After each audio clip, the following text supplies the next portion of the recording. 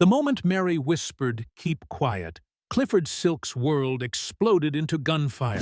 The scent of iron and betrayal lingered beneath the crystal chandeliers of his banquet hall, mixing with expensive cologne and the laughter of men who'd already chosen sides. Clifford froze, not at the poison he couldn't yet see, but at the voice that whispered urgently in his ear, a voice that belonged to a quiet maid, who saved him, became the most dangerous person in his life. "Keep quiet, and don't move."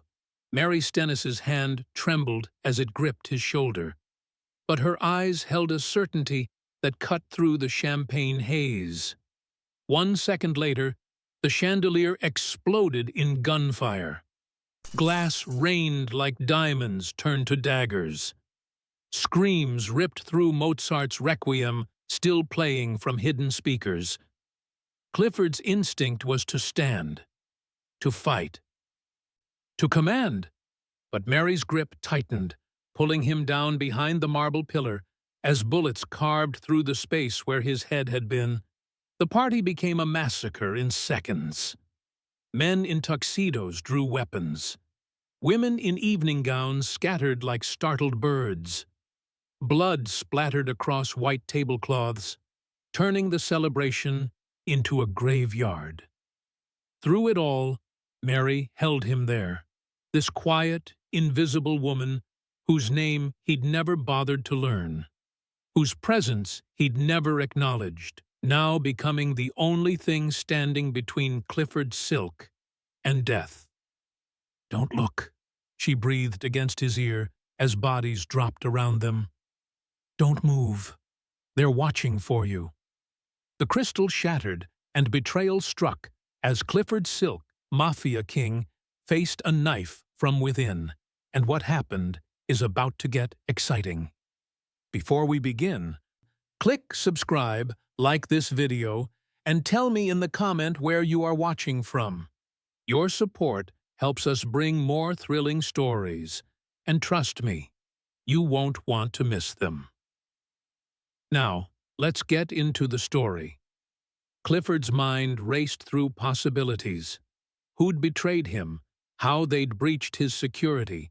Which of the smiling faces from minutes ago now held guns?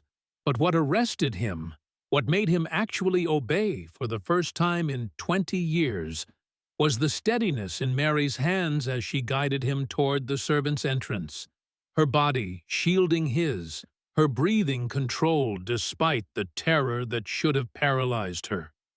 She saved the devil himself, and in doing so, bound their fates with words that would echo through everything that followed. "Keep quiet, and don't move." By the time Clifford's guards stormed in, too late. Always too late.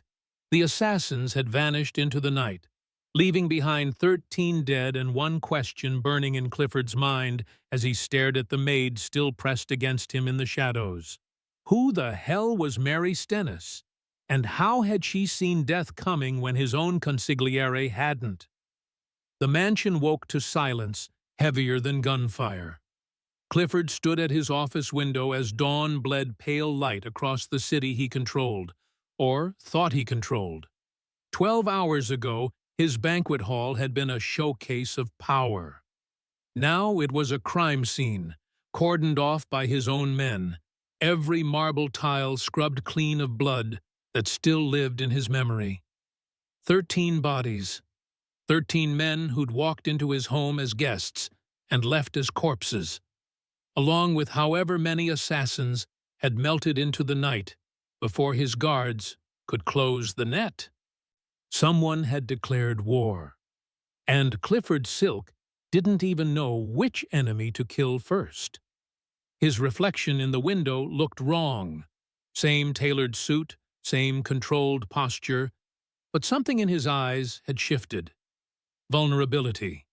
The thing he'd spent 2 decades erasing from his reputation, now carved into him by the simple fact that he'd needed saving. That a maid had seen death coming when his own consigliere, his own security chief, His own carefully constructed network of informants and muscle had somehow missed an assassination plot elaborate enough to breach his inner sanctum. The door opened without a knock. Matteo Rossi entered, Clifford's consigliere for 8 years, the man who knew every secret, every alliance, every pressure point in Clifford's empire. He looked like he hadn't slept, dark circles under sharp eyes, his usually immaculate appearance rumpled. "The interrogations are complete," Matteo said, his voice carrying the exhaustion of a long night. "We've questioned everyone who was at the party, staff, guards, guests who survived. So far, nothing concrete. Whoever planned this knew our protocols, knew our rotations, knew exactly when and where to strike. Inside job," Clifford said flatly. "Has to be." Matteo moved to the desk, placed down a tablet showing security footage from last night. Grainy, chaotic, mostly useless. But here's the problem. The security system was compromised. Cameras in 3 key positions went dark exactly 4 minutes before the shooting started. That's not a coincidence. That's precision. Clifford studied the footage, his mind cataloging faces, movements, the choreography of betrayal. "The maid," he said quietly. "Mary Stennis. You questioned her?" Something flickered across Matteo's face, too quick to read, too deliberate to be nothing. "No. You said to leave her alone, said she was under your protection." "I did." Clifford turned from the window, fixing Matteo with the look that made men confess sins they hadn't even committed yet. "Why do you think that is?" "Because she saved your life." Matteo's tone was carefully neutral, though I have to ask, how did a maid see the attack coming when trained security didn't? What was she doing close enough to you to pull you down? "It's unusual." "Suspicious, you mean?" "I mean unusual." Matteo held his gaze. "But if you trust her, I trust your judgment." Clifford said nothing. Trust was a word that had lost meaning somewhere between the champagne tower exploding and the realization that someone in his inner circle had sold him to his enemies. He trusted no one, not even Matteo, who had been his right hand since before the empire became an empire, who'd helped him build this kingdom brick by bloody brick. Especially not Matteo. "Bring her to me," Clifford said. "Mary, now." Mary Stennis had spent the night in a room she'd never slept in before, one of the guest suites, with a locked door and 2 guards outside who wouldn't tell her if she was being protected or imprisoned. She hadn't slept, hadn't even tried. Every time she closed her eyes, she saw the gunfire, felt Clifford's weight as she'd pulled him down, heard the wet sounds of bullets finding flesh. She'd saved a man's life, and somehow that felt more dangerous than letting him die. When the knock came, hard, authoritative, she was already dressed in a clean maid's uniform someone had left outside her door. Black fabric, white apron, the costume of invisibility she'd worn for 3 years in this mansion. Except now, she didn't feel invisible anymore. She felt exposed, like every eye in this place was trained on her, wondering the same thing Matteo had probably wondered. How did she know? The guard who'd knocked didn't speak, just gestured for her to follow. They walked through corridors she'd cleaned 1,000 times, past rooms where she'd emptied ashtrays and changed sheets, toward the part of the mansion where she'd never been invited. The executive wing, Clifford's territory. His office door was already open.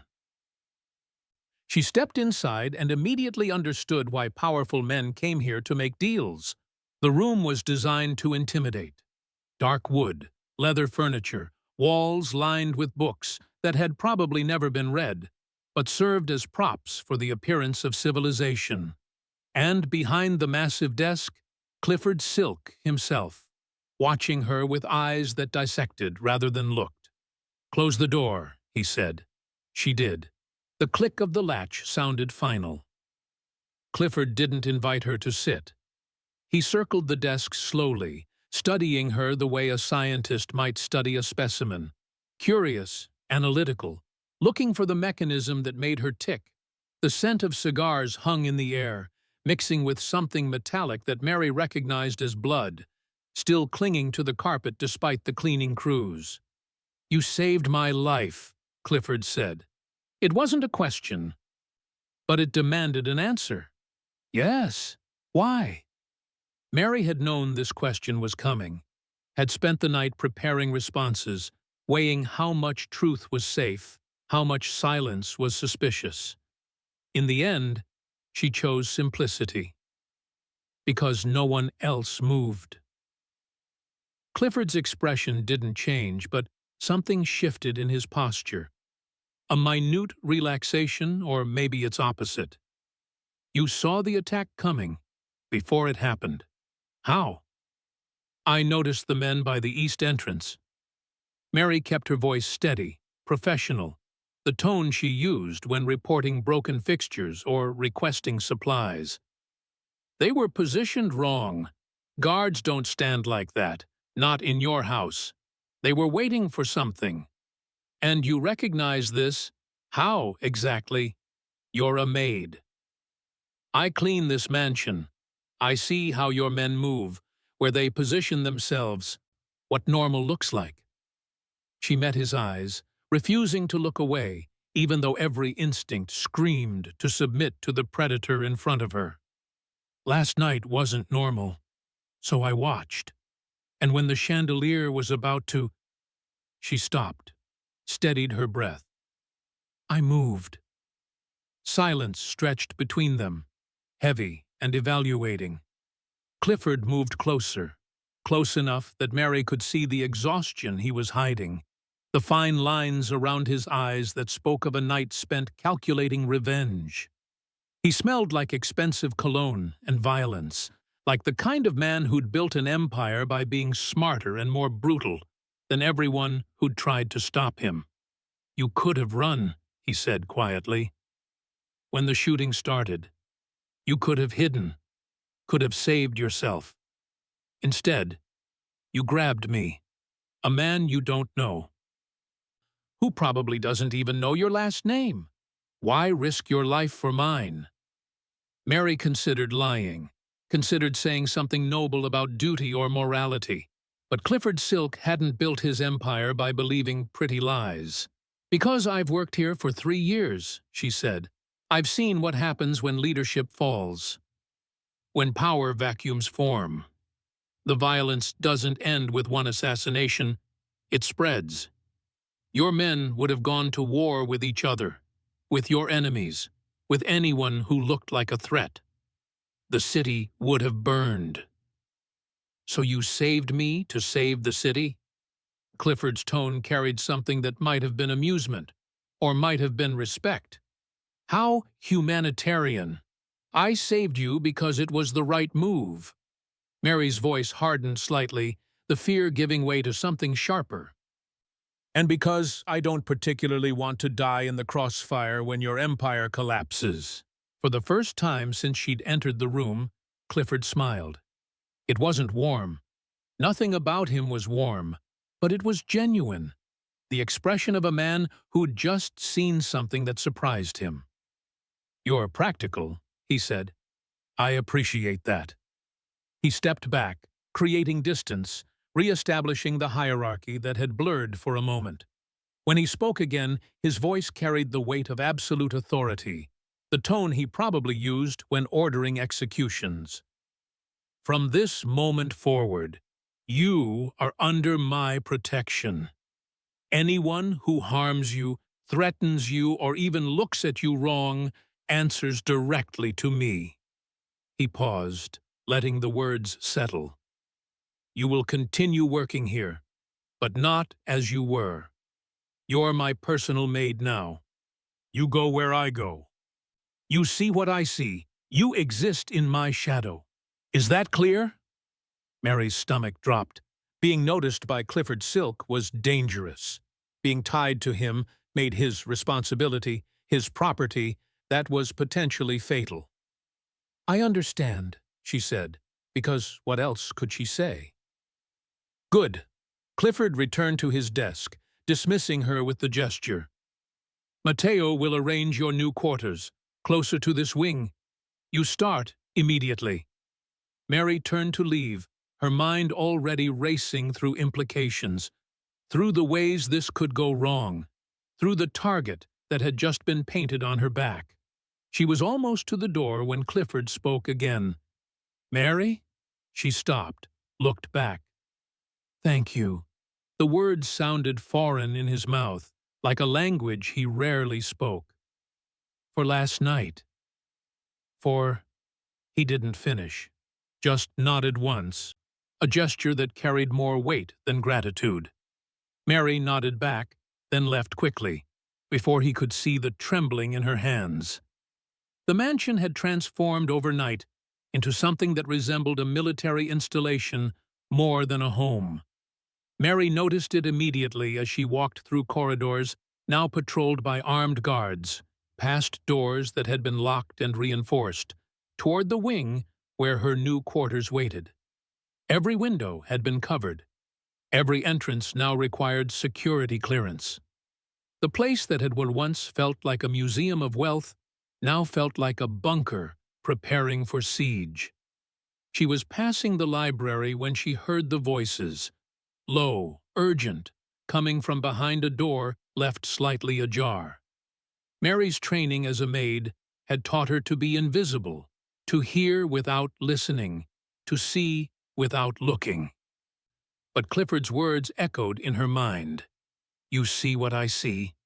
So she stopped, listened. Can't be trusted. You're letting sentiment cloud your judgment. The voice belonged to someone Mary didn't recognize, rough and impatient. I'm not sentimental. I'm practical. That was Matteo Rossi. Clifford's protection means she's untouchable. We need to work around her, not through her. Then we accelerate. The next attempt needs to be clean, needs to be certain. No more public spectacles. Malenkov wants it public. Wants everyone to know what happens when someone crosses him. Mary's blood went cold. Viktor Malenkov, the name whispered in dark corners, the rival boss whose territory bordered Clifford's, whose ambition was matched only by his brutality. Then Malenkov's an idiot, the rough voice said. Clifford survived because of that maid. Next time, we make sure there's no one around to save him. Footsteps approached the door. Mary moved instinctively, slipping into a nearby alcove, pressing herself against the wall, becoming nothing, becoming invisible. Two men emerged. One she didn't know. One she recognized as Victor's lieutenant from photographs she'd seen in Clifford's security briefings. They were already in the mansion. The enemy was already inside. Mary waited until they'd passed, until their footsteps faded, until she could breathe again without the sound giving her away. Then she moved quickly toward Clifford's office, her mind racing. She'd saved his life once. Now she had to save it again, and this time she wasn't sure anyone would believe her. Whispers in the walls. The mansion had rhythms Mary had learned to read like sheet music, the morning security rotation at 6 a.m., the staff briefings at 7. The way Clifford's footsteps sounded different when he was angry versus when he was calculating. In her 3 years here, she'd become fluent in the language of silence, the grammar of invisible observation. But now, everything sounded wrong. It started small. Doors that had always been open now stayed locked. Conversations that used to happen in offices now took place in whispered corners. phone calls conducted in Italian or Russian, when everyone knew Clifford preferred English for business. The mansion was speaking a new dialect, and Mary was one of the few people positioned to hear it. She'd been given quarters in the executive wing as Clifford had ordered, a small room with an adjoining bathroom, spartanly furnished, but carrying the implicit message. She was close now, part of the inner circle whether she wanted to be or not. Her new duties were vague, undefined. Shadow Clifford, be present, watch.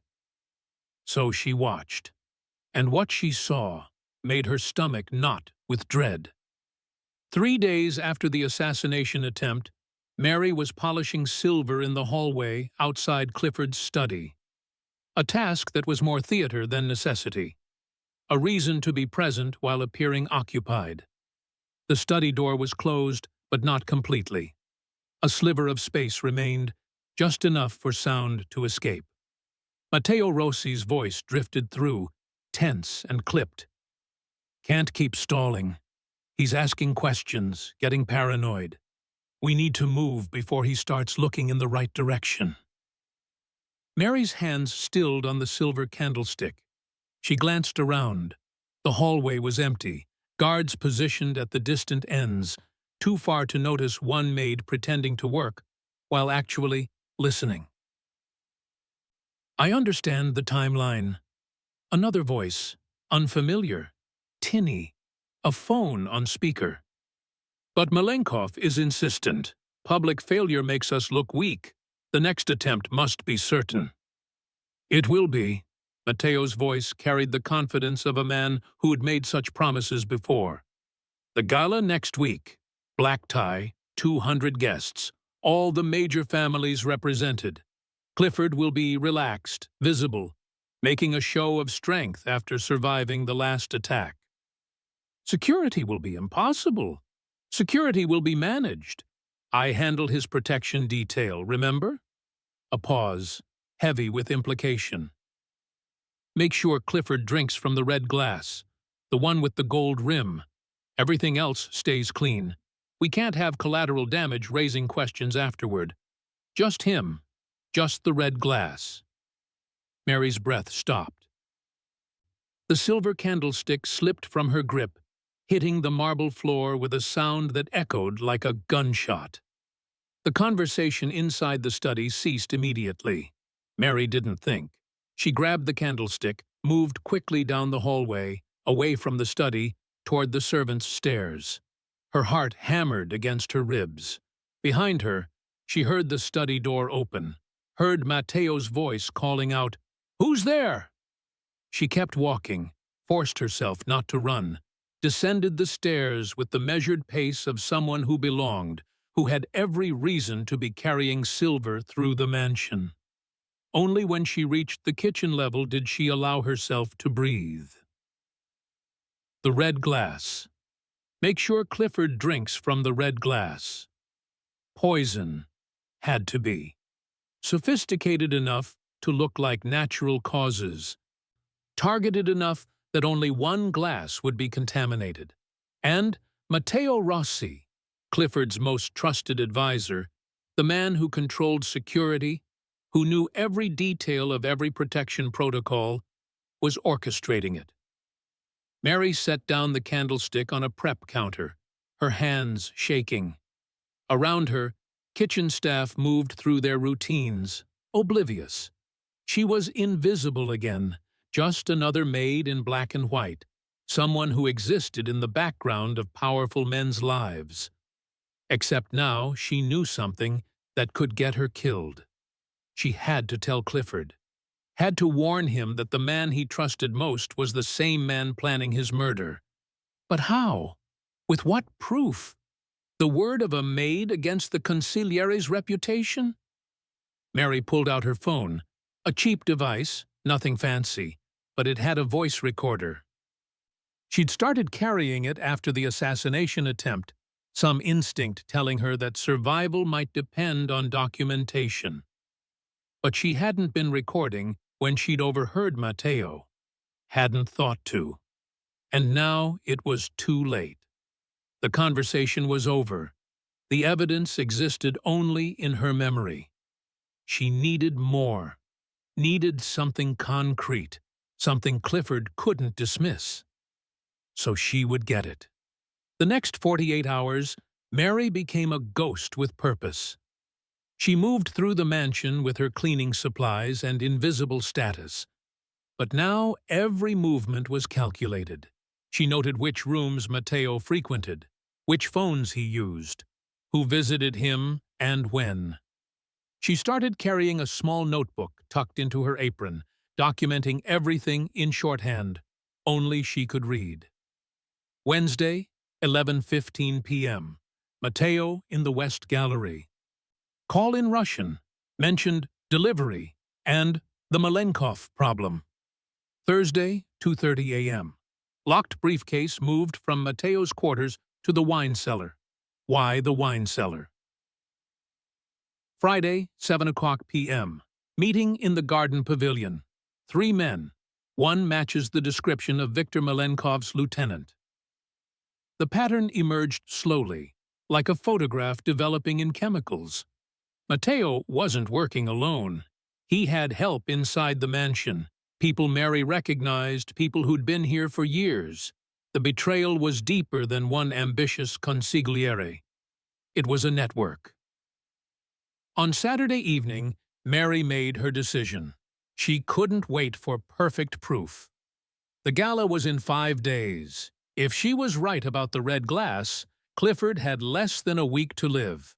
She found him in his office, reviewing what looked like shipping manifests. A glass of whiskey at his elbow. He glanced up when she entered, surprise flickering across his features. In the 3 days since he'd made her his personal maid, he'd barely acknowledged her presence.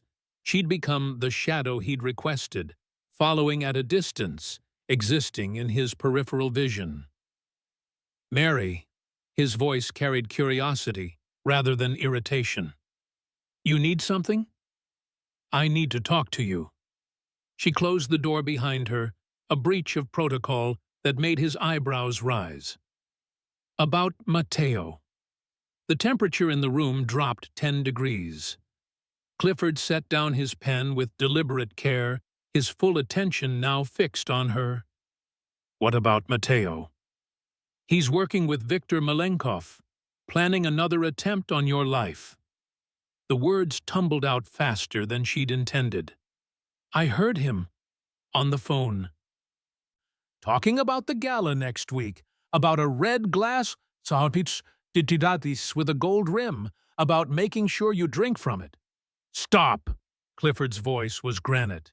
You're telling me that Matteo Rossi, my consigliere for 8 years, the man who saved my life more times than I can count, is conspiring to kill me?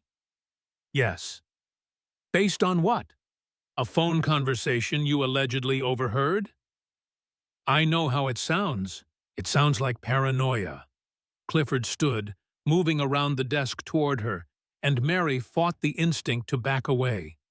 Or worse, it sounds like someone trying to sow discord, to turn me against my most loyal advisor. Who sent you, Mary? Who are you really working for? The accusation hit like a physical blow. No one sent me. I'm trying to save your life. Like you did at the party? His eyes were dark, unreadable. Convenient, wasn't it? You being there at exactly the right moment, pulling me to safety, earning my trust. And now, days later, you're feeding me poison about Matteo. Classic infiltration tactics. I'm not. Mary's voice cracked. Mr. Silk, please. I know I can't prove it yet. But you have to believe me. Matteo is planning something at the gala. The red glass. He specifically mentioned, I trust Matteo with my life. Clifford's voice was final, absolute. He's earned that trust through years of loyalty and blood. You've earned, what exactly? 3 days of following me around? One act of supposed heroism that could just as easily have been staged? Mary felt the ground shifting beneath her, the careful footing she'd maintained since the assassination attempt crumbling into quicksand. "I heard what I heard." "Then prove it." Clifford gestured to the door. "Bring me evidence, not hearsay. Until then, I suggest you focus on your actual duties and stay out of matters you don't understand." It was a dismissal. Clean, brutal, and final. Mary left the office with her hands shaking and her mind racing. She'd played it wrong, pushed too hard without enough evidence, and now Clifford thought she was either paranoid or a plant. Worse, if Matteo found out she'd accused him, when he found out, because nothing stayed secret in this mansion for long, she'd become a target. She needed proof. Real, undeniable proof that even Clifford couldn't dismiss. So she went hunting. The wine cellar was off-limits to most staff. Climate-controlled, carefully organized, housing bottles worth more than Mary's annual salary. But she had keys now, access granted, as part of her new status as Clifford's personal maid. She descended the stone stairs at midnight, when the mansion slept its restless sleep, carrying a pen light and the desperate hope that Matteo had been stupid enough to hide something here. The briefcase she'd seen him move sat on a lower shelf, tucked behind a rack of vintage Bordeaux. It was locked, expensive leather, the kind of thing that screamed important. Mary pulled it out, set it on the tasting table, and studied the combination lock. She was a maid, not a safecracker, but she'd cleaned Matteo's office for 3 years, had noticed the way he used the same 4-digit code for everything. 1987, the year he'd started working for Clifford's father, before Clifford had inherited the empire. The lock clicked open on the first try. Inside, she found documents, bank transfers, photographs, and a list of names, 12 men, all members of Clifford's security detail, all marked with either a check mark or an X at the bottom in Matteo's neat handwriting, Phase 2, complete before the gala. Mary photographed everything with her phone, her hands trembling, her breath shallow. This was it. This was the proof Clifford needed to see that his trust had been weaponized against him. She was closing the briefcase when she heard the footsteps on the stairs.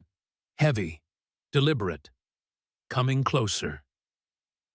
Mary killed the penlight, pressed herself against the wine racks, and prayed to whoever listened to the prayers of maids who'd stumbled into mafia wars. The footsteps stopped at the bottom of the stairs. A flashlight beam swept across the cellar.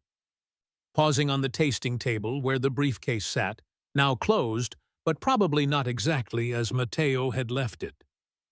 "I know you're here." Matteo's voice was calm, almost gentle. "I knew someone was watching me, following me. I just didn't expect it to be you, Mary." The flashlight beam found her, pinned her like an insect to a board. "We need to talk," Matteo said, "about what happens to people who see too much." The gala sparkled with the kind of wealth that forgot its own violence.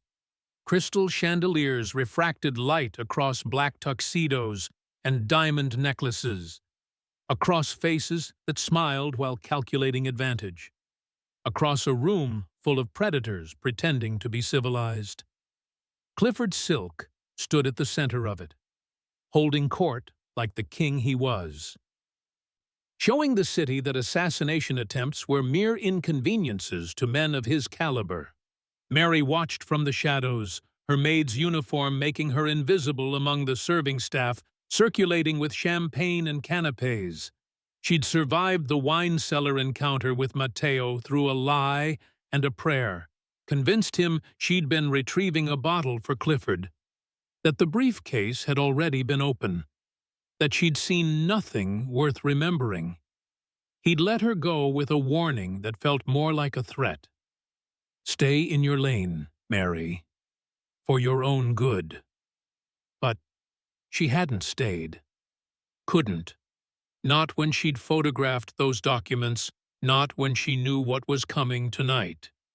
She'd tried showing Clifford the evidence, the photos on her phone, the proof of Matteo's conspiracy. He'd looked at them with cold eyes and colder logic. These could be fabricated, photoshopped.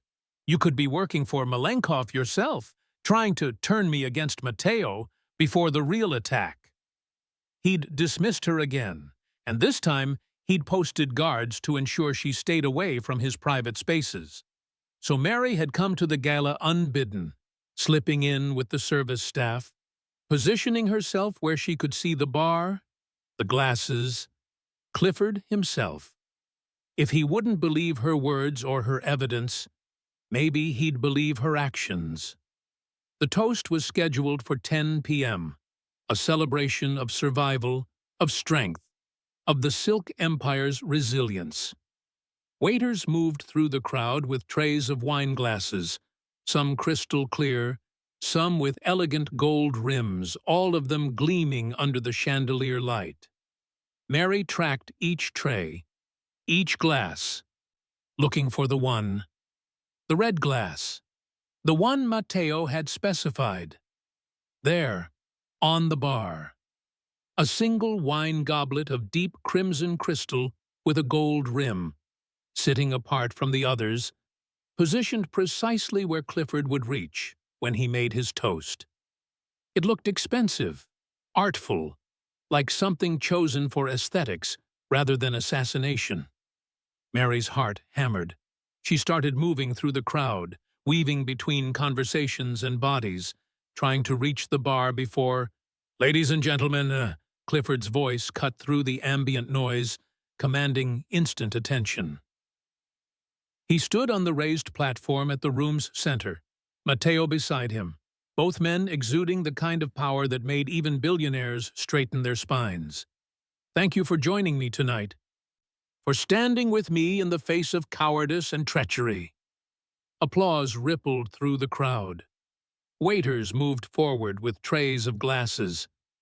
Mary pushed harder, but a wall of bodies blocked her path.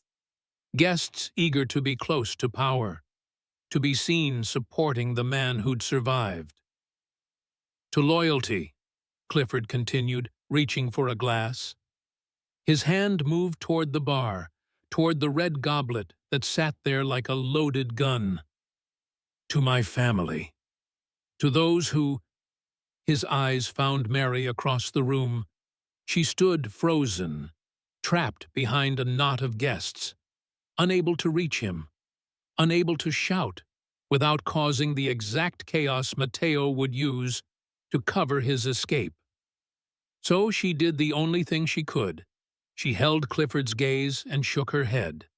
Once, deliberately, a silent scream across the distance between them. "No, not that glass." "Please?" Clifford's hand paused, hovering inches from the red goblet. Something flickered in his expression. Doubt, maybe, or curiosity, or the memory of a maid who'd once pulled him from death with seconds to spare. His fingers diverted, closing around a different glass, clear crystal, unremarkable. He lifted it. The room lifted theirs in response, a forest of glassware catching light. "Two!" The waiter collapsed.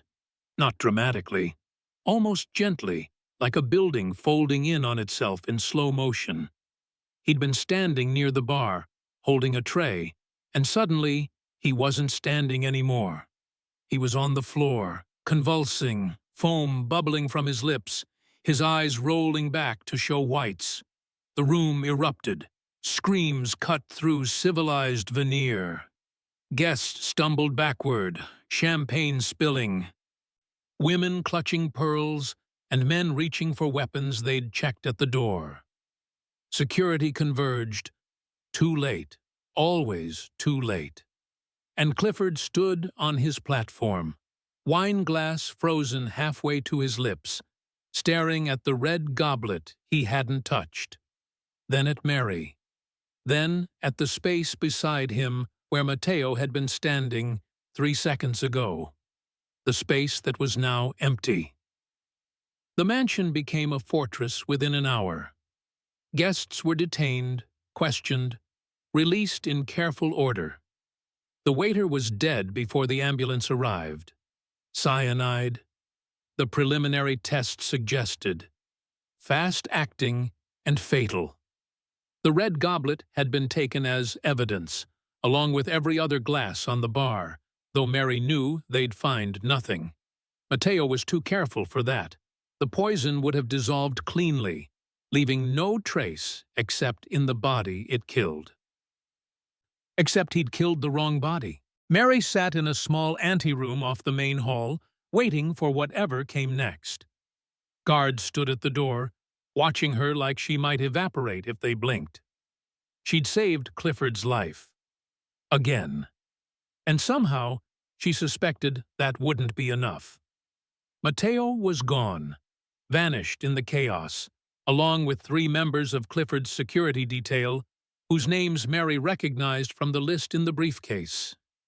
The conspiracy was unraveling, but not neatly, not with the satisfying clarity of good defeating evil. It was messy, bloody, leaving bodies and questions in its wake. The door opened. Clifford entered alone, still in his tuxedo, still radiating the controlled fury of a man who'd been betrayed by someone he'd called brother. He carried something in his hand, a manila envelope worn at the edges. "They found this," he said, his voice flat. Emotionless. "In your cleaning cart. Hidden under supplies." He dropped the envelope on the table between them. It fell open, spilling photographs, documents, bank transfer receipts, all bearing Viktor Malenkov's crest, all detailing payments, hit orders, conspiracy timelines, all planted in Mary's cart to make her look like the traitor. "Mateo showed these to me an hour ago," Clifford continued, "right before he disappeared. Said he'd been investigating you since the assassination attempt. Said you were Malenkov's inside agent, that you'd saved me to gain my trust, that tonight was supposed to be your final play. Make me suspicious of him, isolate me, make me vulnerable." Mary's stomach turned to ice. The setup was perfect. Mateo had known she was investigating him, had known she'd found the briefcase. And he'd used that knowledge to flip the script.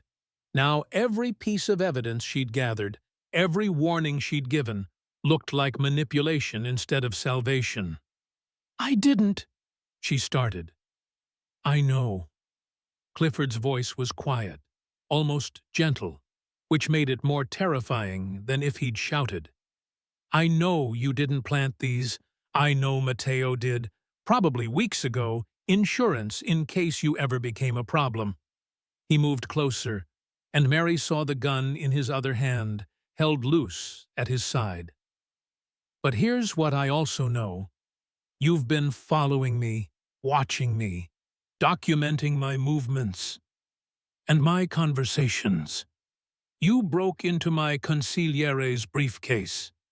You've made yourself useful, made yourself necessary, positioned yourself as my savior. I was trying to protect you, or you were trying to isolate me, turn me against my own people. Classic infiltration." The gun came up slowly, precisely, until it pointed at her chest. "Mary Stennis, 27 years old. I worked here for 3 years. No family, no real history before that.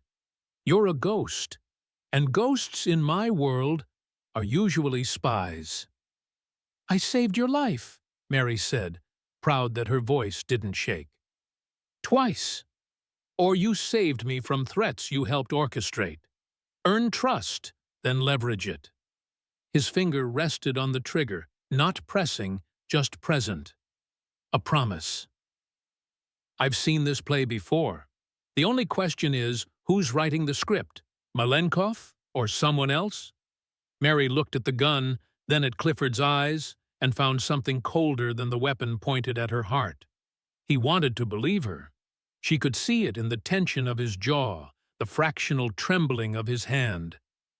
But he'd been betrayed too deeply, too completely. Trust had become impossible. "If you think I'd betray the man I saved," Mary said quietly, "pull the trigger." The silence stretched, measured in heartbeats and the weight of accumulated suspicion. Clifford's hand trembled, just slightly, barely visible, but Mary saw it. Saw the war playing out behind his eyes. Paranoia versus instinct. Betrayal versus salvation. The logic that said, "Kill her," versus the memory of her whisper in the dark. "Keep quiet, and don't move." His hand lowered. The gun pointed at the floor. "Get out!" His voice was hollow, scraped clean of everything except exhaustion. "Take whatever you need. Don't come back. Don't let me find you again." He turned away, unable or unwilling to watch her leave. "If I see you after tonight, I won't hesitate next time." Mary stood on shaking legs. She wanted to argue, to fight, to make him understand that abandoning her meant abandoning the only person in his world who'd proven loyal. But Clifford Silk had made his choice. Between believing a maid or believing his own paranoia, he'd chosen the safer option. He'd chosen wrong. She walked to the door, paused with her hand on the frame. "The red glass was meant for you." The waiter picked it up by accident. "That's the only reason you're alive." Clifford said nothing. Didn't turn around, just stood there in his study, surrounded by leather and power and the crushing weight of knowing he couldn't trust anyone. Mary left. She walked through corridors she'd cleaned for 3 years, past rooms where she'd been invisible, through the mansion's side entrance into the cold night air. No one stopped her. The guards had been told to let her pass, to make sure she left and never returned. The city swallowed her in minutes, another shadow in the urban dark, another ghost in a world full of them. And in his study, Clifford Silk finally lowered himself into his chair, set down his gun, and stared at the red goblet sitting on his desk, in an evidence bag. The glass that should have killed him. The glass a maid had warned him away from with nothing but a shake of her head. He'd dismissed her, cast her out, chosen paranoia over the one person who'd repeatedly stood between him and death. And now, alone in his fortress, surrounded by people he couldn't trust, Clifford wondered if he'd just made the fatal mistake Mateo had been counting on all along. Clifford Silk hadn't slept in 4 days. The mansion echoed with emptiness despite the armed guards on every floor, despite the new security protocols that turned his home into a military installation. He paced his study at 3 a.m., whiskey in hand, replaying the gala in his mind on an endless, torturous loop.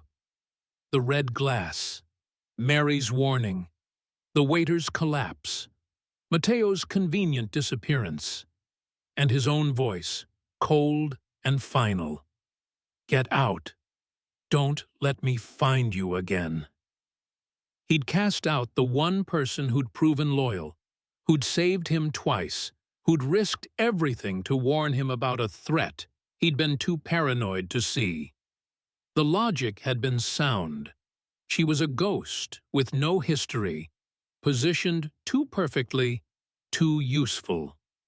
In his world, that kind of convenience was usually manufactured, except it hadn't been. And now she was gone, vanished into the city like she'd never existed, and Clifford was left with the suffocating realization that he'd chosen wrong. The evidence had started surfacing the morning after the gala. Not all at once. That would have been too merciful. It came in pieces, each one a fresh blade in his gut. First, the financial forensics team he'd hired found the offshore accounts. Mateo's accounts, cleverly hidden, but not cleverly enough once someone started looking with suspicion instead of trust. $12 million transferred over 18 months, all from shell corporations traced back to Viktor Malenkov's network. Then came the phone records, calls between Mateo's encrypted line and known Malenkov associates, dozens of them, carefully scheduled during times when Clifford was occupied elsewhere. The pattern was damning, meticulous, the work of someone who'd been planning this betrayal for years, but it was the recordings that destroyed him. Rico, his head of security, one of the few men Clifford still trusted, brought them to him on the third sleepless night. A thumb drive containing audio files pulled from the mansion's backup surveillance system, the one even Mateo hadn't known existed because Clifford's father had installed it before he'd died, before Clifford had inherited this empire and all its knives. "You need to hear this," Rico said, his face grim. "All of it." Clifford listened. Mateo's voice, recorded 3 weeks ago. "Malenkov wants the transition clean. No civil war. I deliver Clifford. You deliver my percentage of his territories. 50-50 split." Another voice. Russian accent. Victor's lieutenant. "And the maid? Complication. She saved him at the party. I still don't know how she knew. Keep her close. Keep her watched. If she becomes a problem, we frame her. I've already planted evidence in her cart. The red glass plan proceeds as scheduled. Clifford trusts me. He'll drink whatever I hand him. And if the maid warns him again, it'll only make her look more suspicious.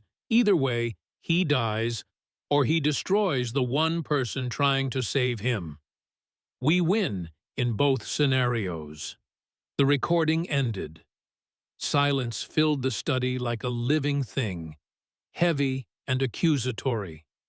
Clifford played it again, then again, each repetition driving the truth deeper, carving it into his bones. Mary had been innocent. She'd been exactly what she'd claimed, a maid who'd seen betrayal and chosen to act, and he'd thrown her away like she was nothing. "Find her," Clifford said. His voice scraped raw. "Now! Use every resource we have. I don't care if you have to tear the city apart." Rico nodded, already moving toward the door. "And Mateo?" "When you find him," Clifford's hands tightened around his whiskey glass until it cracked, amber liquid bleeding through his fingers. "I want him alive. I want him to be conscious. I want him to understand exactly what he's cost me before I kill him." But they searched for 3 days. Mary Stennis had disappeared as completely as a ghost. No credit card transactions, no phone pings, no sightings from Clifford's network of informants who usually saw everything in this city. It was like she'd simply ceased to exist, evaporated into the urban darkness. Clifford felt it eating at him. Not just guilt, though that was there, heavy and acidic. It was something deeper, something he couldn't quite name. The memory of her standing in his study with a gun pointed at her chest, not begging, not crying, just meeting his eyes with that quiet defiance. "If you think I'd betray the man I saved, pull the trigger." She'd been willing to die rather than run, and he'd sent her into the night anyway. On the 4th morning, his phone chimed with a message from an unknown number. Clifford opened it, and his blood turned to ice. The photo was brutal in its simplicity. Mary, tied to a chair in what looked like an abandoned warehouse, her face bruised, her lip split, her uniform torn and stained with blood that might have been hers or might have been someone else's. But her eyes held the same defiance she'd shown in his study, the same refusal to break that had saved his life twice. The message below the photo was brief. "She's been very entertaining. Keep insisting you'll come for her. I told her you already threw her away. Proved me wrong? Come alone to the address below." sign over your northern territories, your port operations, and your political connections, or watch her die slowly. You have 6 hours. V. Malenkov. Below that, GPS coordinates, and a countdown timer that had already started ticking. Clifford stared at the photo until the screen went dark, then pulled it up again, studying every detail. The bruises were fresh, hours old, not days. The blood on her uniform was still bright red, not the dried brown of old wounds, which meant Malenkov had taken her recently, probably while Clifford's people were searching every corner of the city except the one place they should have looked, Malenkov's territory. It's a trap. Rico had appeared in the doorway, reading over Clifford's shoulder. He knows you can't come alone. He's counting on you bringing an army so he can justify whatever he's planning next. Probably a full territorial war. I know. Clifford's voice was flat, emotionless. The tone he used when he'd already made a decision and was simply waiting for his body to execute it. Boss? Rico's voice carried warning. You give Malenkov what he's asking for, you might as well hand him the entire empire. Northern territories include the ports, the supply chains, half your revenue streams. You'll be bankrupt within a year, powerless within 6 months. I know. She's one maid, one woman. There are thousands of people depending on your empire. Employees, families, communities you protect. You sacrifice all of that for her? Clifford looked up from the photo, met Rico's eyes. I cast her out for trying to save my life. Sent her into the dark because I was too paranoid, too broken to see what was right in front of me. Mateo played me perfectly, made me destroy the one loyal person in this entire mansion. He stood, moving toward the wall safe where he kept his personal weapons. Mary's bruised and bleeding in a warehouse because of choices I made. Because I chose wrong. So you'll choose wrong again? Throw away everything you've built? No. Clifford pulled out a Glock, checked the magazine, chambered a round. I'll choose right, finally, for once in my goddamn life. He grabbed his coat, car keys, the documents Malenkov would need to make the territorial transfer legal. Rico watched him with the expression of a man seeing his boss commit suicide in slow motion. If you do this, Rico said quietly, you're not just giving up territory. You're admitting weakness. Every rival family will smell blood. Your own people will question whether you're fit to lead. The empire will fracture. Then it fractures. Clifford headed for the door, paused. You've been loyal, Rico. More loyal than I deserved. When this is over, if I survive, the organization is yours. Run it better than I did. Trust the right people. Boss? That's an order. Clifford's voice hardened. If I don't come back, you make sure Malenkov pays. You burn his entire organization to the ground. Understood?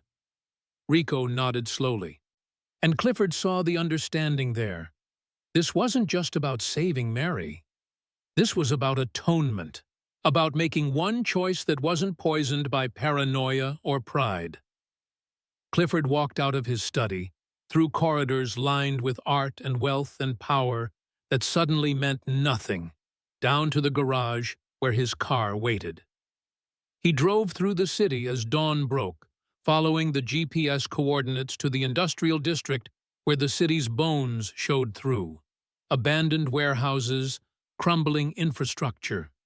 The kind of place where bodies disappeared and no one asked questions. The warehouse loomed ahead, rust-stained and skeletal. No guards visible, but Clifford knew they were watching. waiting to see if he'd be stupid enough to come alone. He parked, grabbed the documents, left his gun in the car. They'd search him anyway, and a weapon would only give them an excuse to shoot him before the exchange. His phone chimed one final time. Another message from Malenkov. "Smart man, or stupid, we'll see which. Come to the east entrance, hands visible. Try anything heroic, and she dies screaming." Clifford pocketed the phone, stepped out into the morning cold, and walked toward the warehouse.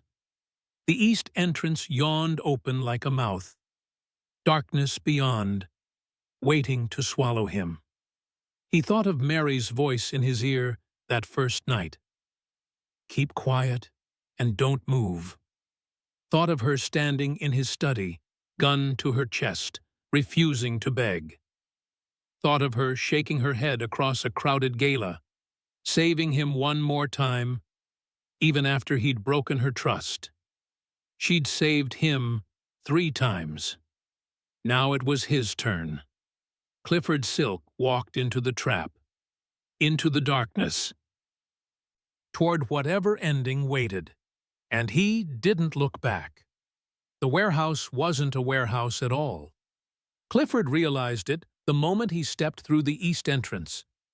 The space was too vast, too architectural, with soaring ceilings and remnants of ornate plasterwork hidden beneath decades of decay.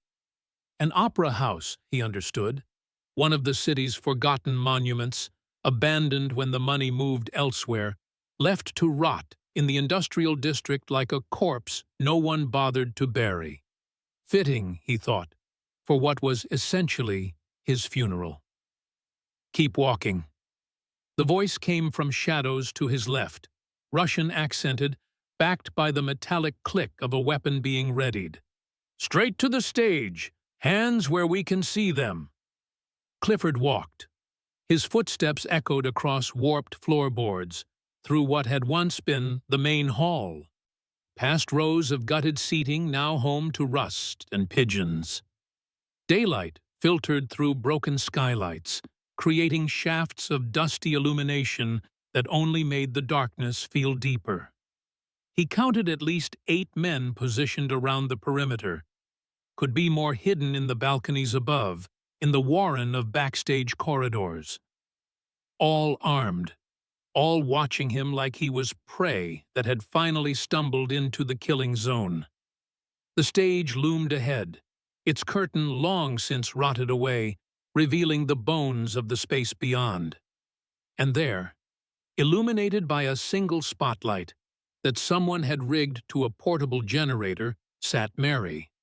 She was tied to a chair center stage, her face bruised worse than the photo had shown, her breathing shallow but steady. Blood had dried on her split lip. Her uniform was torn at the shoulder, and her wrists were raw from rope burns. But when her eyes found his across the distance, they held no plea, no desperation, just that same defiant spark that had pulled him from death twice before. "Ah, the king arrives." Viktor Malenkov stepped from the wings, applauding slowly, mockingly. He was smaller than Clifford had expected, compact and precise, wearing an expensive suit that looked obscene in this decayed space. His smile was the practiced cruelty of a man who'd built his empire on other people's suffering. "Right on time. No army, no heroics. Just you and your misplaced sense of honor."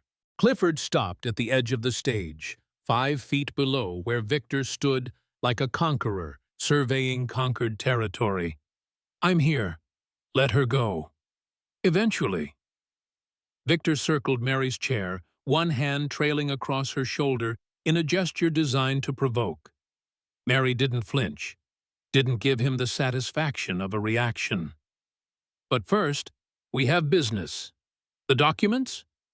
Clifford pulled the manila envelope from his coat, held it up. "Northern territories, port operations, political connections, everything you asked for. notarized and legal. "The king without his crown," Victor mused, gesturing for one of his men to retrieve the envelope.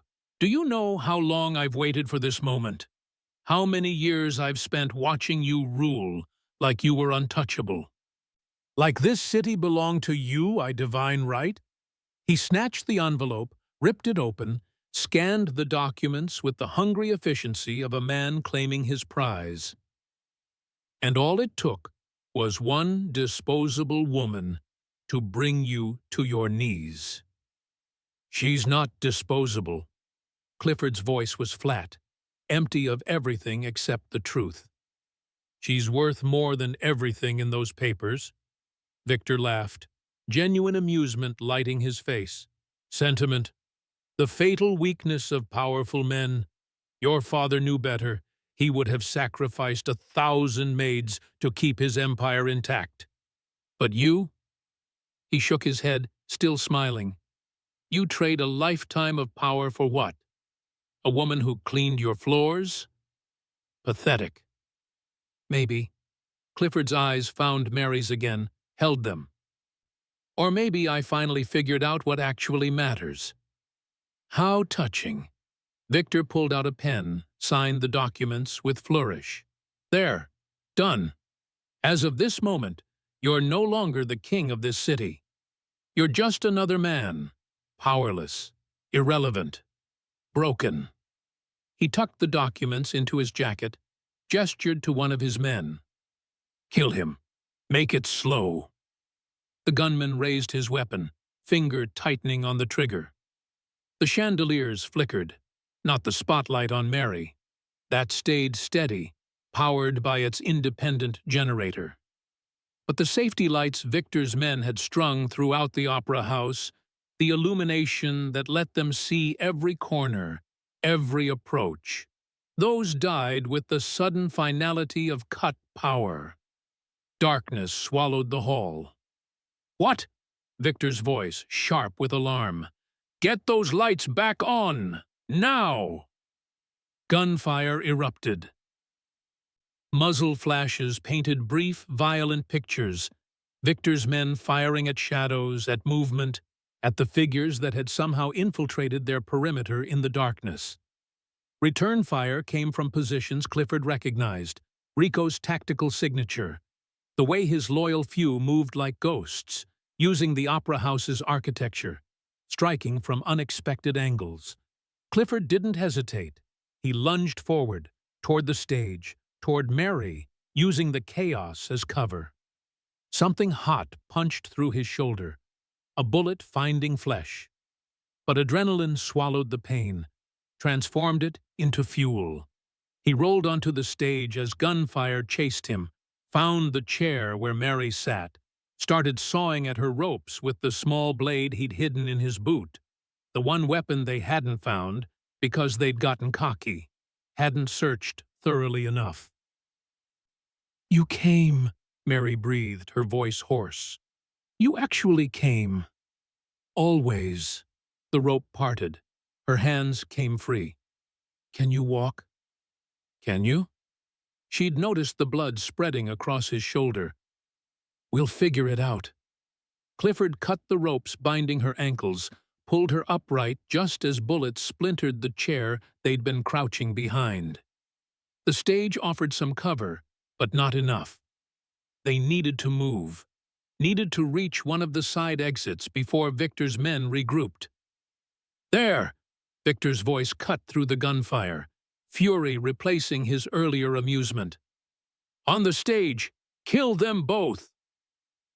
Concentrated fire ripped through the backdrop, the props, the ancient wood. Clifford shielded Mary with his body. Felt another impact.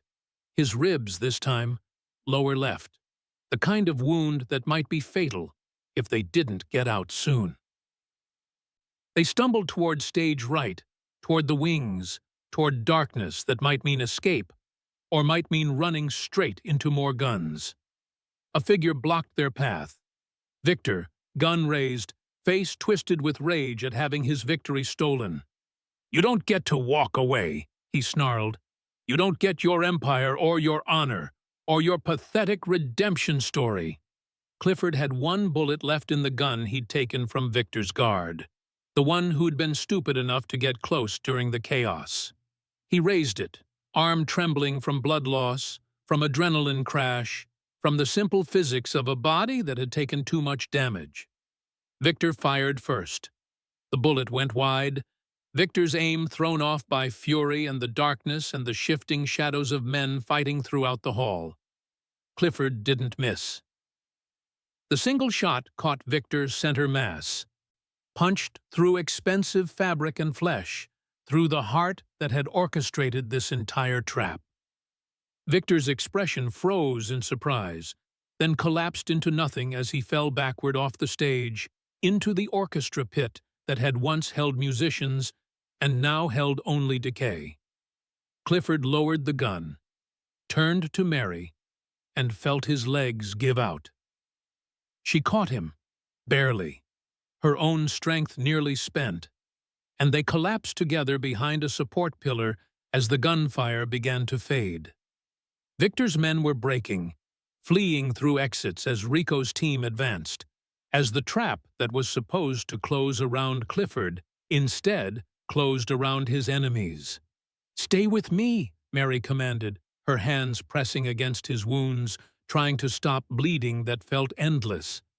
"You don't get to die after that dramatic rescue. Do you understand in me? You don't get to trade your empire for my life and then just bleed out like it doesn't matter." "Wasn't a trade," Clifford managed, his voice fading. "Was an investment. Better returns." "You're delirious." "Probably." He tried to smile, tasted copper. "Mary, I'm sorry for not believing you. Save your apologies for when you're not dying." But her voice cracked, and Clifford saw tears cutting through the blood and dust on her face. "Just stay quiet and don't move. Remember? That's how this started." Sirens wailed in the distance, growing closer. Rico appeared at the stage edge, bloodied but alive, calling for medics, for extraction, for whatever cavalry he'd brought to turn Clifford's suicide mission into something that resembled survival. Clifford felt consciousness slipping, felt the darkness that had nothing to do with cut power pressing in from all sides. But he kept his eyes on Mary, on the woman who'd saved him 3 times, who he'd finally managed to save once. "Worth it," he whispered. "Empire, power, all of it. Worth it for—" The darkness took him before he could finish. But Mary heard it anyway. Heard what he couldn't say, what maybe he was finally learning, that some things were worth more than kingdoms built on blood. Some things were worth everything. Mary's hands were warm against Clifford's chest, slick with blood that kept coming despite how hard she pressed.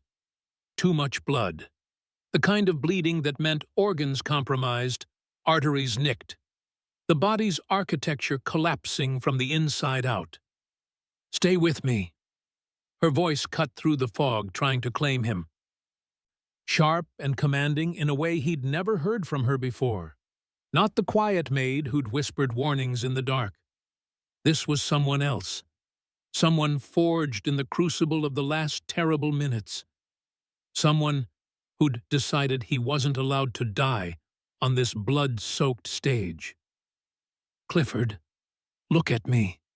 Stay with me." He tried. God, he tried. But consciousness kept slipping like water through fingers, and the pain that had been sharp and immediate was fading into a dull, distant thing that probably meant shock, meant his body shutting down non-essential systems to preserve whatever could still be preserved. Around them, the opera house echoed with aftermath. Gunfire had ceased, replaced by the sharper sounds of Rico's men securing the space, checking bodies, calling out clear signals as they swept through wings and balconies. Somewhere in the orchestra pit, Victor Malenkoff lay dead, His empire-building ambitions ended by a single bullet from a man who'd traded his own empire for the chance to fire it. "Medic!" Rico's voice, hoarse and urgent. "I need a medic on stage now. He's bleeding out." Footsteps thundered across warped floorboards. Mary didn't move, didn't stop the pressure she maintained against wounds that probably needed a surgeon 10 minutes ago. Her face hovered above Clifford's, streaked with tears and blood, and the residue of whatever violence she'd endured in captivity, and she was the most beautiful thing he'd ever seen. "Stay quiet," she whispered, her lips close to his ear, her breath warm against skin going cold. "Don't move." Through the encroaching darkness, Clifford managed something that might have been a laugh, or might have been a death rattle. "You keep saying that." "It worked the first time." Her hands pressed harder, trying to hold his life inside a body that seemed determined to spill it across ancient floorboards. "Worked at the gala. It'll work now. You just have to listen to me. For once. Actually, listen." "I'm listening." His voice was fading, growing thin and distant even to his own ears.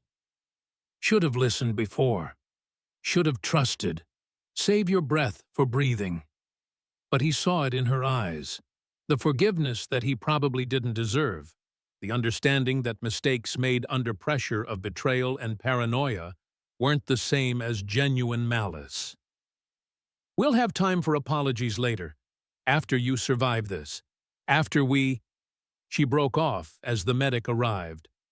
A compact woman with efficient hands and the kind of calm that came from seeing trauma regularly enough to develop immunity to its horror.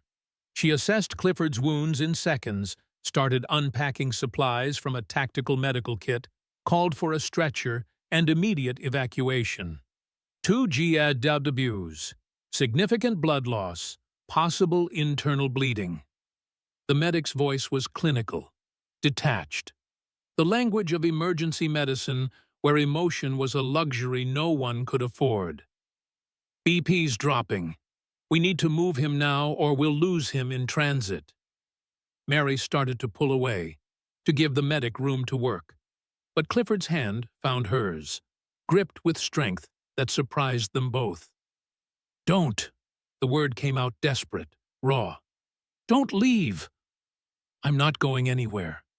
She moved aside just enough to let the medic work, but kept her hand in his, kept her face where he could see it. "I stayed quiet and didn't move when you asked. Now, you do the same for me." The medic worked with brutal efficiency. Pressure dressings, IV lines, something injected that made the edges of Clifford's vision sharpen briefly before blurring again. The stretcher arrived, carried by 2 of Rico's men, and they lifted Clifford with practiced care, his body protesting the movement with pain that cut through shock like lightning through fog. Mary climbed onto the stretcher beside him, maintaining that grip on his hand like it was the only thing tethering him to life. Maybe it was. They moved through the opera house, Clifford's fractured consciousness registering images in disjointed fragments. The soaring ceiling now visible as dawn light leaked through broken skylights. The bodies of Victor's men scattered like discarded props, Rico coordinating extraction while speaking urgently into a phone. The beauty of the decayed space mixed with the horror of what had happened here, creating something that felt almost like poetry. The opera house had witnessed its final performance, not Verdi or Puccini, but the violent opera of men destroying each other over power and territory, and the stubborn refusal to let go. Outside, the morning hit like a slap. Cold air, pale light, the distant wail of sirens that meant police, ambulances, the external world finally arriving to catalog the carnage. An armored SUV waited at the curb, its rear doors open, medical equipment visible inside. They loaded Clifford in, Mary refusing to let go even as the medic tried to create space to work. "Ma'am?" I need room to then work around me. Mary's voice carried an authority that shouldn't have existed in someone who'd been a captive an hour ago, someone who'd spent 3 years being invisible. But trauma had a way of revealing core truths about people, burning away everything except what mattered. And what mattered to Mary was keeping Clifford alive. I'm not leaving him. The medic yielded, perhaps recognizing the futility of arguing, perhaps understanding that some things mattered more than protocol. The SUV doors slammed shut. The vehicle lurched into motion, and Clifford felt the vibration of the engine mixing with the vibration of his own failing heartbeat. "Tell me something."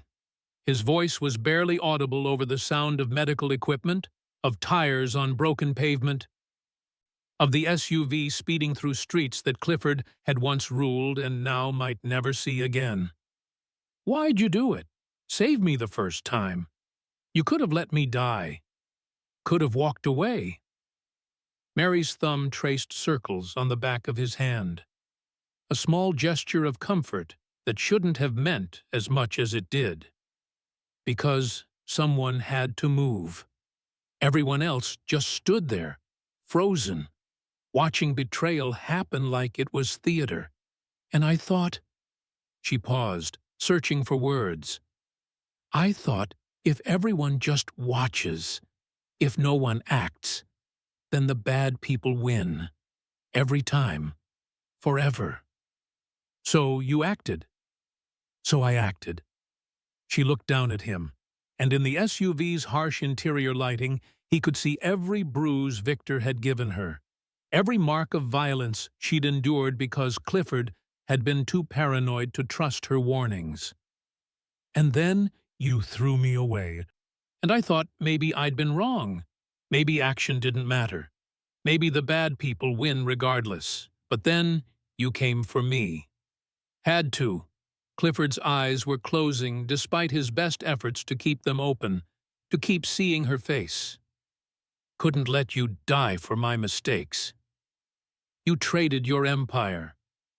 Wasn't much of an empire if it cost me the one person who gave a damn whether I lived or died."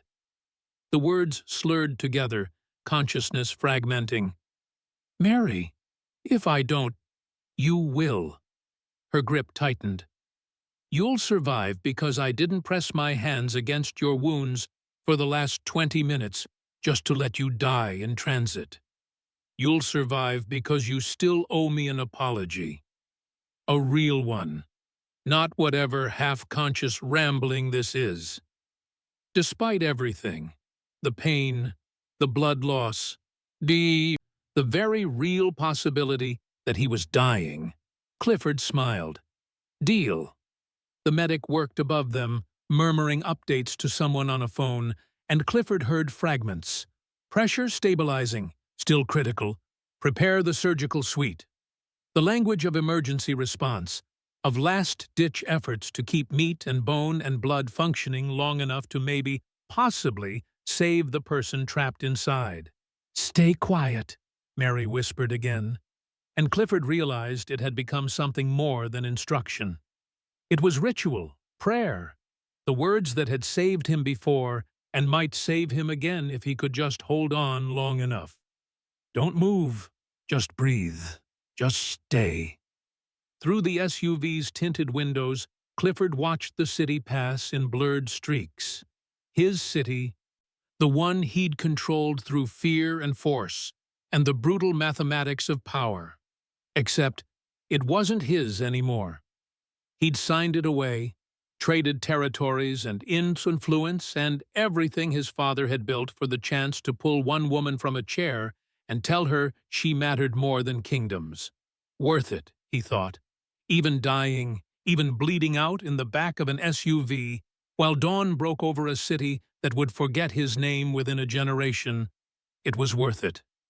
Because in that moment, under the echo of sirens and the weight of blood still seeping through pressure dressings, Clifford Silk finally understood what had taken him 40 years to learn. Power was nothing.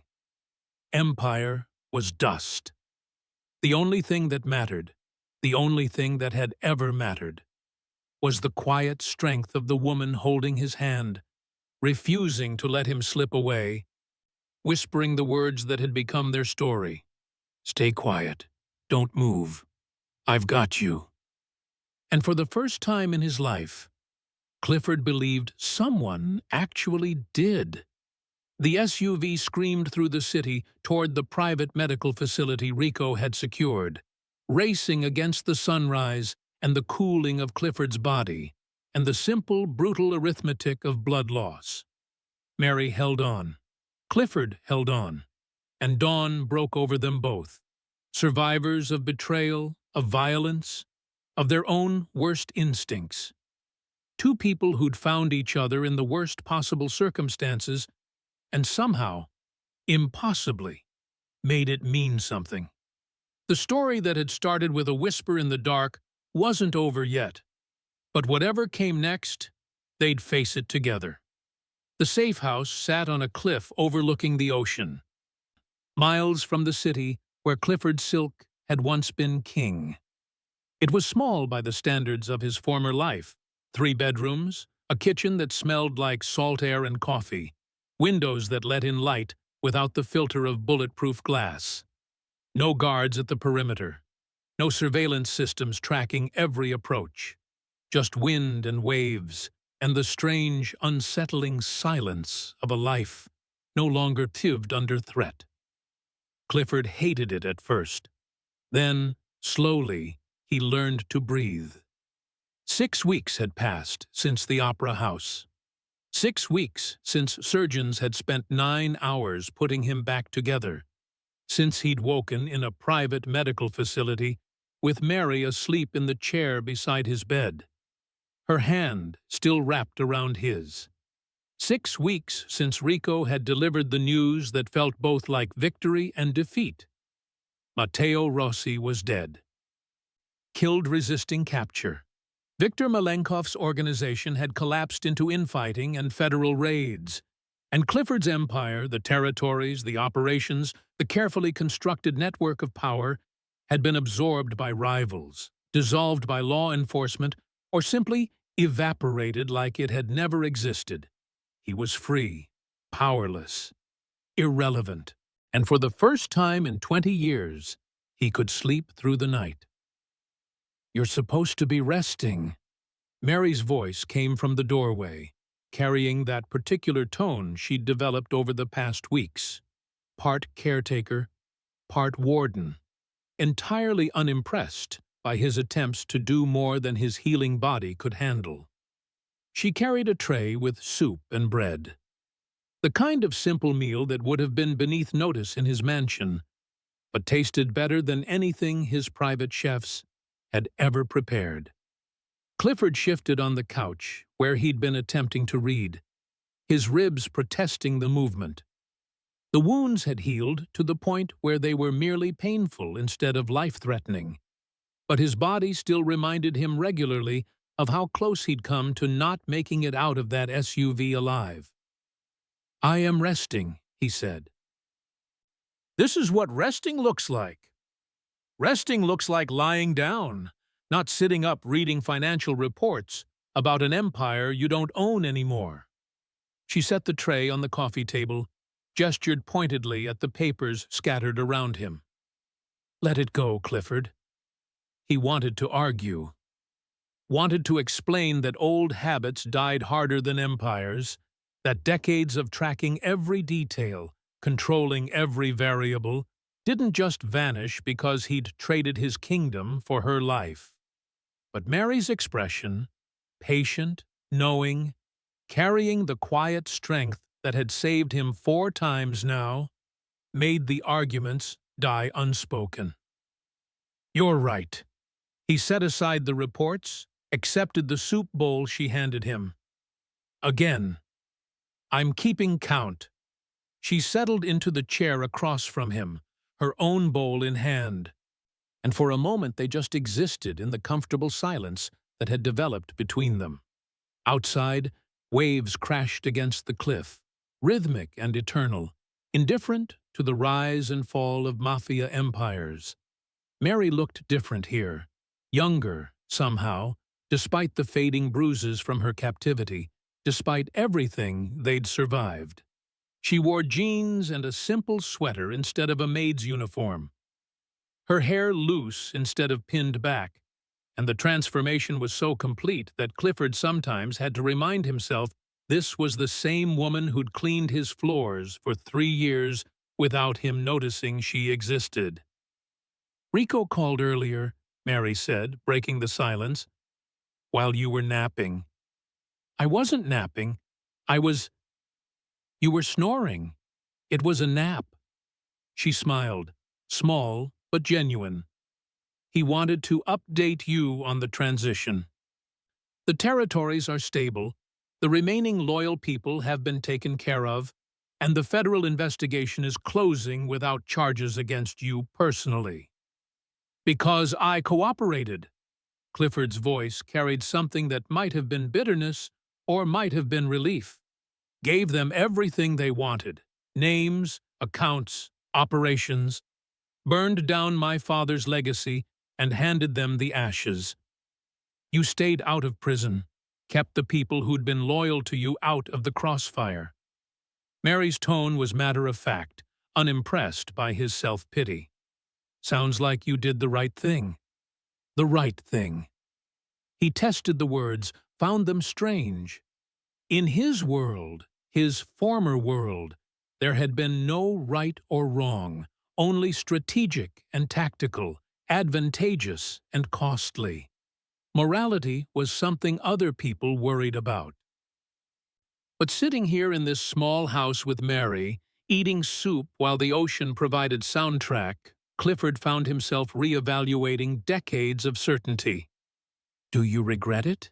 Mary asked quietly.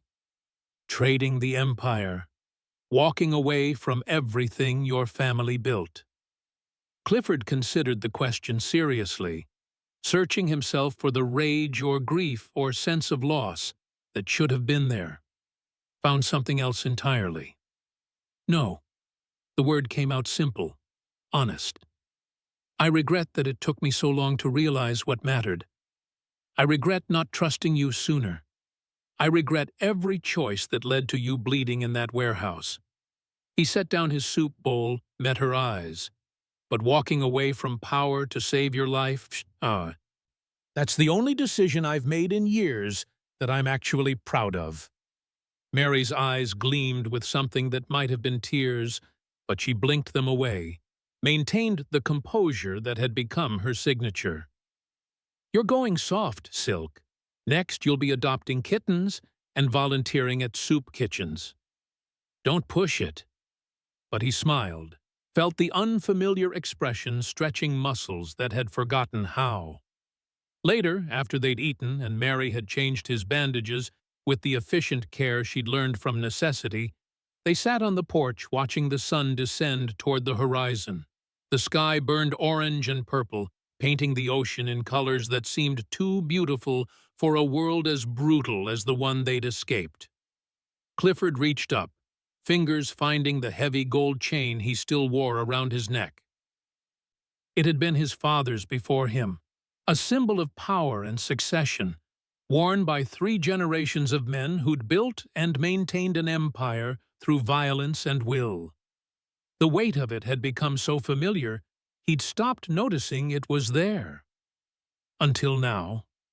He unclasped it slowly, feeling the metal slip through his fingers, and held it out to Mary. The chain caught the dying light, gleaming with the memory of everything it represented. "What are you doing?" Mary's voice carried confusion and something else. Concern, maybe, that he was having some kind of breakdown, that the wounds had affected him more deeply than the physical. This was power. Clifford's voice was quiet, contemplative. "My father gave it to me the day I took over. Told me it was more than jewelry. It was a responsibility, a legacy. A reminder of everything our family had built through blood and brass." He pressed the chain into Mary's hands, felt the weight of it transfer from his palm to hers. But it was always just weight. Heavy, expensive weight that I carried because I thought I was supposed to, because walking away from it would mean I'd failed. Clifford, I'm done carrying it. He closed her fingers around the chain, held her hand between both of his. I'm done pretending that power and legacy and empire were worth the cost. They weren't. They never were. And if it took losing everything to figure that out, then I didn't lose anything that mattered. Mary looked down at the chain in her hands, its gold catching fire in the sunset, then up at Clifford's face. What do you want me to do with it? Whatever you want. Sell it. Throw it in the ocean. Wear it as a reminder of how stupid powerful men can be. He shrugged, winced at the pull on healing wounds. It doesn't mean anything anymore. It's just metal. She was quiet for a long moment, studying his face like she was searching for cracks in his certainty, for signs that this was performance rather than truth. Whatever she found must have satisfied her, because she set the chain carefully on the porch railing, not thrown away, not kept, just set aside, and turned back to him. You know what I think? Mary's voice was soft but steady. I think you're finally figuring out who you are without the Empire telling you. And who's that? I don't know yet. She took his hand, held it gently, mindful of the healing wounds and the weakness that still lingered. But I'm looking forward to finding out. They sat like that as the sun completed its descent, as darkness claimed the sky, and stars began appearing one by one. No bodyguards, no threats, no calculations about territory or loyalty or the next move in an endless game of power. Just two people who'd survived impossible odds, sitting on a porch while the ocean sang its ancient song, holding hands in the peaceful silence of a life finally, blessedly simple. Clifford felt something settle in his chest, not the tight anxiety that had lived there for decades, not the constant vigilance that had defined his existence. Something else, something that took him a moment to recognize because it was so unfamiliar. Peace. For the first time in his life, Clifford Silk felt at peace. And he owed it all to a maid who'd whispered 4 words in the dark and refused to let him die no matter how many times he'd tried. Thank you, he said quietly. Mary squeezed his hand. For what? For everything. For saving me. For staying. For... He gestured vaguely at the house, the ocean, the life they were building from ruins. For this. You saved me too, Mary pointed out. Traded your empire, remember? Best trade I ever made. She smiled, rested her head on his shoulder, and they watched the stars emerge from darkness. 2 survivors, 2 people who'd found each other in violence and chose to build something gentler. The gold chain sat forgotten on the railing, glinting occasionally when moonlight touched it. Neither of them reached for it again. The vineyard wasn't grand. 20 acres of sloping hillside, rows of vines still young enough to need careful tending, a modest farmhouse with creaking floorboards and windows that stuck in humid weather. It was everything Clifford's mansion hadn't been, small, honest, requiring actual work instead of delegated orders. He loved it. 8 months had passed since the opera house, since the choice that had ended one life and started another. The safe house by the ocean had been temporary, a place to heal and hide while the world forgot about Clifford Silk. This, the vineyard, the land they'd purchased with what remained after legal fees and restitution payments, this was permanent. Or as permanent as anything could be for 2 people who'd learned that permanence was a luxury, not a guarantee. Mary had suggested it one morning over coffee. her voice carrying that particular casual tone she used when proposing things she'd already thought through completely. We need something to do. Something that isn't hiding or recovering or looking over our shoulders. What about a vineyard? Clifford had stared at her like she'd suggested they open a circus.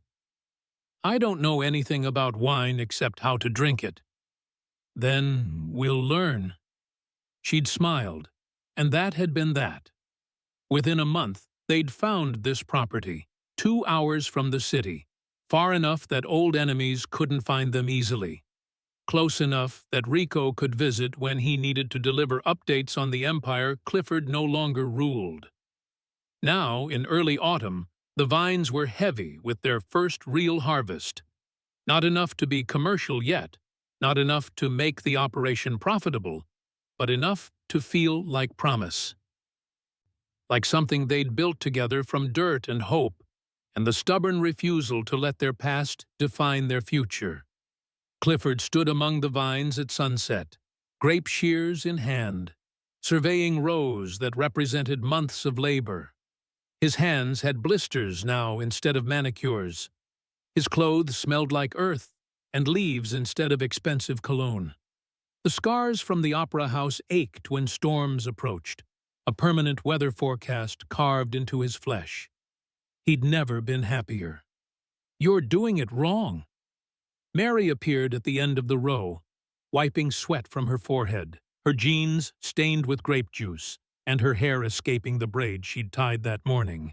She looked nothing like the maid who'd once cleaned his floors, and everything like someone who'd found exactly where she belonged. "I'm doing it exactly how you showed me." "I showed you wrong, then. Here." She moved beside him, adjusted his grip on the shears, guided his hand to the right place on the vine. "Cut here. See? Otherwise you damage the plant for next year." They worked together as the sun descended, filling baskets with grapes that would become wine eventually. Probably mediocre wine, at least for the first few years, but wine they'd made themselves. The work was honest, tangible, nothing like the abstract power games Clifford had played for decades, where success meant other people's destruction and failure meant your own. When the light got too dim to work safely, they carried the harvest baskets back to the farmhouse, set them in the processing area they'd converted from what used to be a garage. Tomorrow they'd press the grapes, begin the fermentation process, make all the small decisions that would determine whether this batch became drinkable or compost. But tonight, they returned to the porch with glasses of wine from a bottle they hadn't made. Something decent from a real vineyard, a reminder of what they were aiming for. They sat in the weathered chairs they'd bought from a estate sale, watched the last light paint the vines gold and purple, and existed in the comfortable silence that had become their primary language. "Rico called this afternoon," Mary said eventually, "while you were working the south field." Clifford tensed slightly, old instincts flaring. Rico's calls usually meant news from the city, updates on threats or complications, or the endless aftermath of Clifford's former life. And Mateo's second-in-command was arrested. Federal charges, wire fraud, and racketeering. He's cooperating with prosecutors. Mary's tone was neutral, reporting facts without judgment. "Rico wanted you to know in case it comes up. Said the investigation is still focused on the organization, not on you personally. Your deal is holding." The deal. Clifford's testimony in exchange for immunity. His cooperation in exchange for the chance to walk away clean. It had felt like betrayal at the time, turning on people who'd been loyal to him. Some of them, anyway, the ones who hadn't been conspiring with Mateo. But Mary had been clear. You don't owe loyalty to an empire that tried to kill you. You owe yourself a chance to be something other than what your father made you. She'd been right. Again. "Good," Clifford said simply. "Let them prosecute whoever they want. That world isn't mine anymore." "No," Mary agreed. "It isn't." They sipped wine in silence, watching the vineyard settle into twilight.